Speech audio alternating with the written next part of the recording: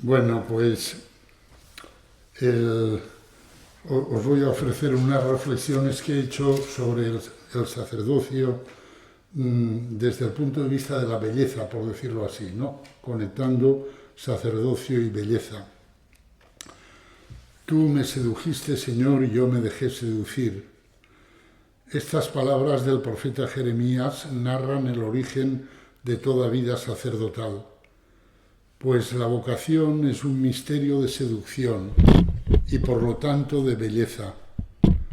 Uno se hace sacerdote, se ofrece a la Iglesia como candidato al sacerdocio, porque de algún modo ha experimentado la seducción de Jesucristo, seducción que se fundamenta en su belleza, y porque cree que Él le llama a seguirle y a servirle como sacerdote.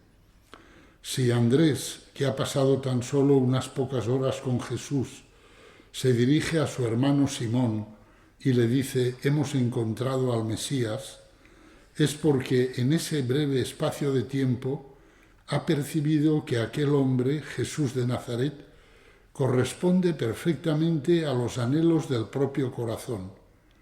Y eso es tanto como decir que ha percibido la belleza de Cristo. Porque la percepción de la belleza es la percepción de una realidad que responde a los anhelos del propio corazón. La vida de todo sacerdote se fundamenta en una percepción de la belleza de Cristo. Eres el más bello de los hombres. Y se sostiene y afianza en el tiempo por la profundización incesante en este misterio de belleza que es el rostro del Señor. En el origen de toda vocación sacerdotal hay una percepción de la belleza de Dios y una experiencia de la atracción de Jesucristo. El sacerdote es siempre un enamorado de Cristo y nunca debe ser un mero instrumento de su acción en medio de los hombres, sino un amigo de Cristo, un íntimo suyo, alguien que tiene intimidad y confidencialidad con el Señor y de ese modo se hace como un icono de Dios, como un ser al que al tratarlo uno se encuentra casi sin darse cuenta sumergido en Dios.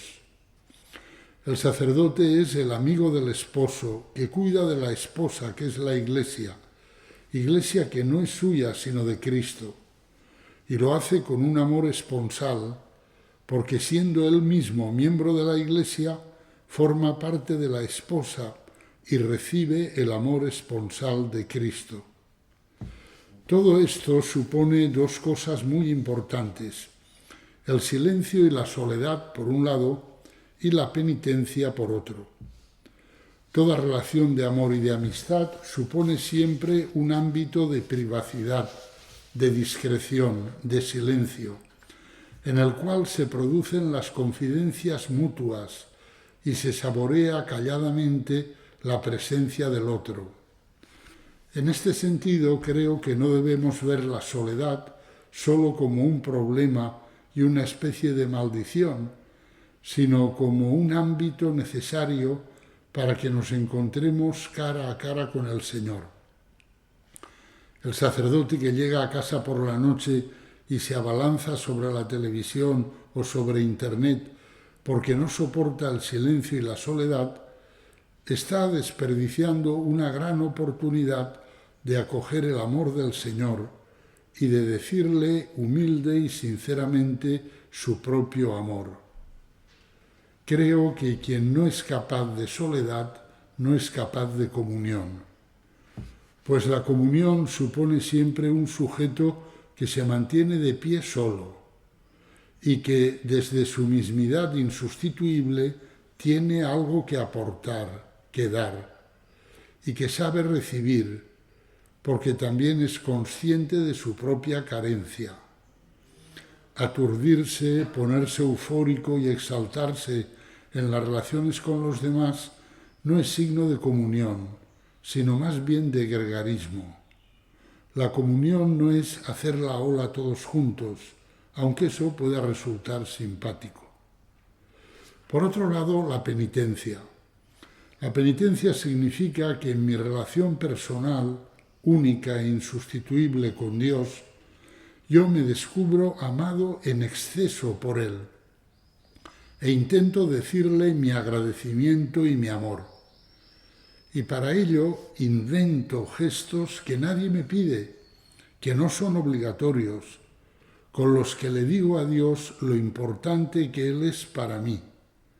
Le manifiesto que quiero que Él sea el primero en mi vida y para ello pospongo, sacrifico cosas que a mí me gustan en honor a Él.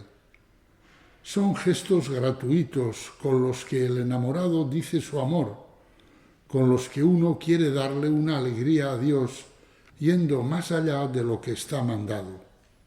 Es la manera con que un enamorado dice a su amado lo mucho que le quiere, lo importante que Él es para mí. Por supuesto que estos gestos son un secreto entre Cristo y yo, un secreto que no voy aireando por ahí, contándoselo a todo el mundo, un secreto que, como mucho, se lo cuento a mi Padre espiritual si es que tengo la suerte de tener un Padre espiritual. Si nos conformamos únicamente con hacer lo imprescindible, lo obligatorio, estamos rebajando la intensidad y la belleza del misterio de nuestro sacerdocio. Nos estamos convirtiendo en funcionarios, en profesionales, y estamos dejando de ser enamorados. Y eso rebaja la intensidad y la belleza de lo que queremos transmitir, que es el eros divino hacia el hombre, y no un contrato entre comerciantes. Y eso sería una verdadera lástima. La finalidad del cristianismo no es resolver el problema del hambre, ni de la alfabetización, ni de la sanidad, ni del calentamiento global y el cambio climático, sino proponer a los hombres el don del Espíritu Santo que Cristo nos ha traído, por el cual somos hechos partícipes de la vida divina y vamos siendo santificados, tal como suplicó Cristo al Padre. Por ellos me santifico a mí mismo, para que ellos también sean santificados en la verdad. Los sacerdotes existimos para anunciar a los hombres su vocación a la santidad y para hacerla posible mediante los sacramentos. La santidad humana consiste en la transmutación del ser humano en la santidad de Dios por la participación en la vida divina. La llamada a la santidad nos sitúa en el nivel del ser antes que en el del hacer. La palabra que en la tradición indivisa de la Iglesia expresa el sentido de este misterio es theosis, deificación. Con ella los padres de la Iglesia designan la transformación ontológica de nuestro ser, operada por el Espíritu Santo, por la cual llegamos a ser partícipes de la naturaleza divina, como escribe San Pedro. La santidad es mucho más que una conformación moral.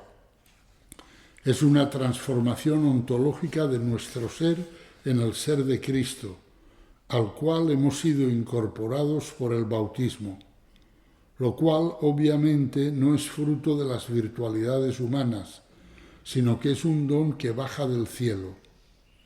El cristianismo no es una realidad humana, sino divina.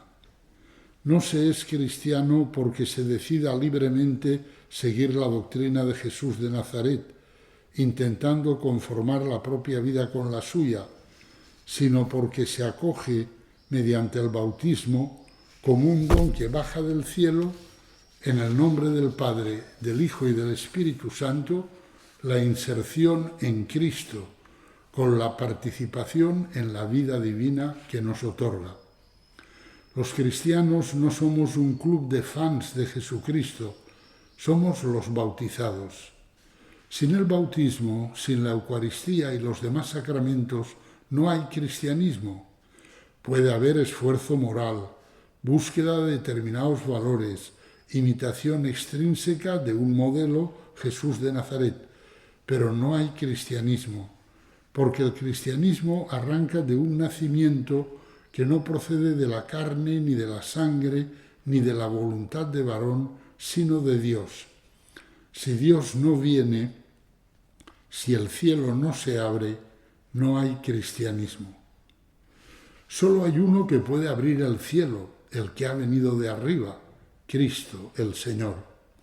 Y Él, de entre sus amigos, ha constituido a algunos, a los que ha amado con amor de hermano, como dice el prefacio de la misa de Cristo, sumo y eterno sacerdote, los constituye en representantes suyos, para que, actuando en su nombre, in persona Christi Capitis, abran las compuertas del cielo, y así el milagro de la transfiguración del hombre, la theosis, se pueda seguir produciendo. Estos somos los sacerdotes, quienes en virtud del ministerio recibido somos testigos privilegiados de este misterioso proceso por el que el hombre y el mundo van siendo transfigurados por la gracia de Dios, mientras esperamos la gloriosa venida de nuestro Salvador Jesucristo. Este proceso de transfiguración es el espectáculo más bello que existe, porque es también el más verdadero y el más bueno. Los santos, cuya existencia es imposible sin el humilde ministerio de los sacerdotes, son los hombres que han recuperado esta visión esplendorosa de la obra de Dios. El santo es aquel que está tan fascinado por la belleza de Dios y por su verdad perfecta que es progresivamente transformado. Por esta belleza y esta verdad está dispuesto a renunciar a todo, incluso a sí mismo, afirmó Benedicto XVI. Si la finalidad del sacerdocio es servir el misterio de santificación de los hombres, es obvio que el enemigo por excelencia de esta obra es el pecado. El pecado no es una mera transgresión de una norma moral, no es una realidad que dependa solo de la libertad del hombre. En realidad el pecado es una potencia, por decirlo en el lenguaje de San Pablo, es decir, un poder espiritual contrario a Dios, que posee una fuerza de seducción y atracción sobre los hombres y que pretende separarlos de Dios, alejarlos del proceso de santificación, hacer imposible la theosis, la divinización del hombre que Dios quiere. El pecado odia a Dios y a su obra en nosotros, y odia de manera muy especial a los sacerdotes, que tenemos la misión de anunciar a los hombres la voluntad santificadora de Dios y hacerla posible mediante los sacramentos. De ahí que el pecado se cebe especialmente en nosotros, porque si consigue enseñorearse de nosotros, tiene mucho adelantado en su lucha contra Dios. Y nosotros somos hombres, frágiles y débiles, como todos los demás, y podemos caer y caemos. Quisiera subrayar que el pecado de los sacerdotes reviste siempre una especial gravedad, porque comporta como una burla del plan de Dios. Hay en él como una risa demoníaca que se regocija de ver que aquellos que son los principales agentes de la obra de la santificación caen derrotados por la fuerza del pecado que ellos, en nombre de Cristo, quieren vencer. Que quienes tenemos que ser transparencia y manifestación de la belleza de Dios, manifestemos en cambio la fealdad del pecado, es una disonancia y un horror extremo, tal como nos enseñó el Señor al decir: es imposible que no vengan escándalos, pero hay de aquel por quien vienen. Más le vale que le pongan al cuello una piedra de molino y sea arrojado al mar, que escandalizar a uno de estos pequeños. Cuidaos de vosotros mismos. Precisamente el sentido del ex opere operato es asegurar que, a pesar de la indignidad y la suciedad del canal de la gracia que tal vez sea yo, por ese canal circula libremente el agua límpida de la gracia, el don del Espíritu Santo.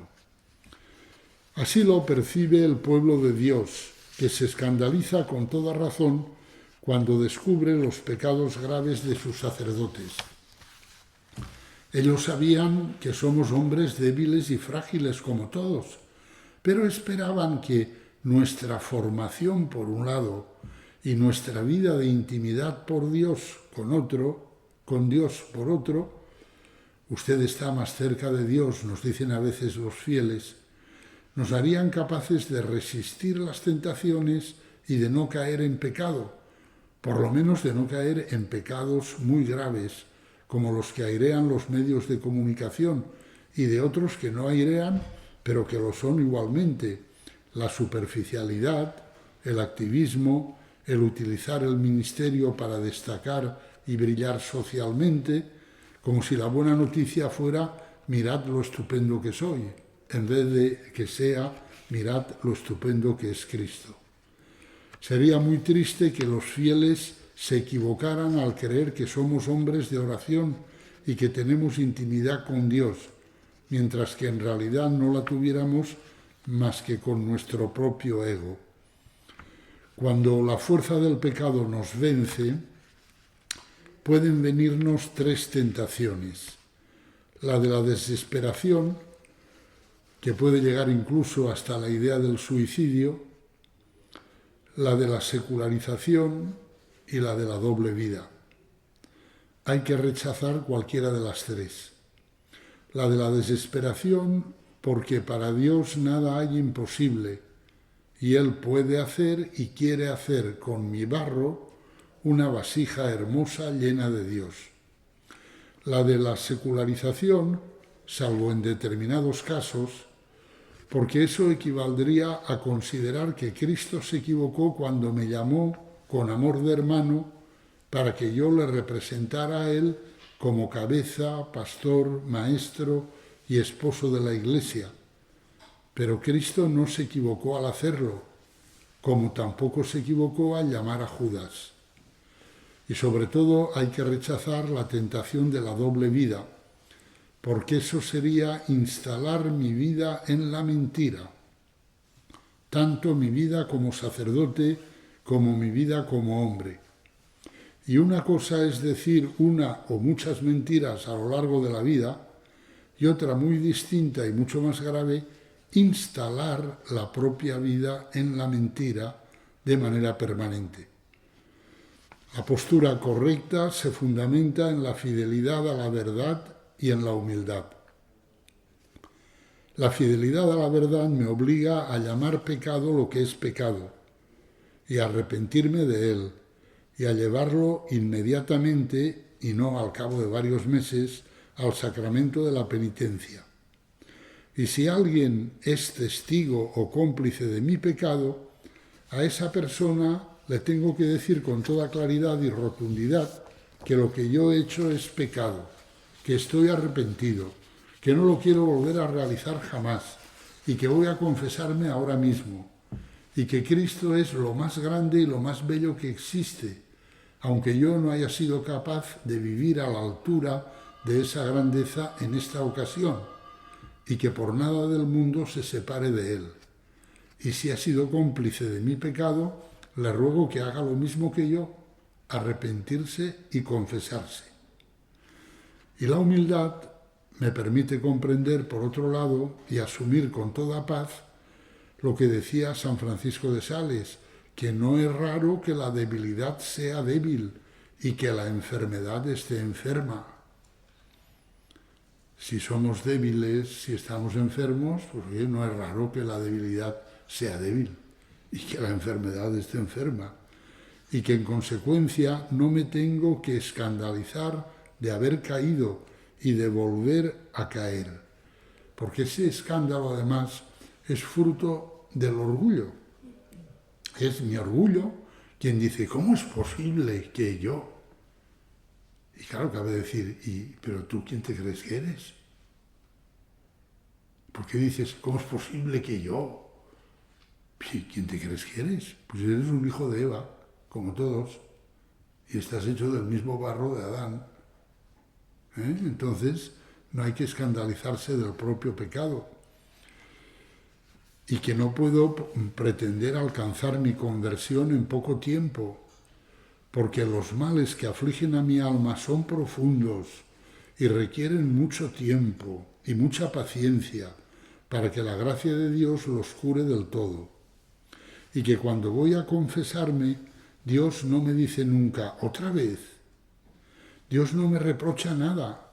Al contrario, me dice, qué bueno que hayas venido.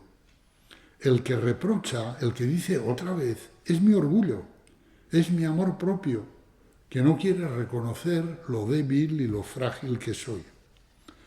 Que el Señor nos conceda un amor a la verdad mucho más grande que a nuestra imagen. Creo que esto es importante, amar la verdad objetiva que es Cristo, más que mi propia imagen.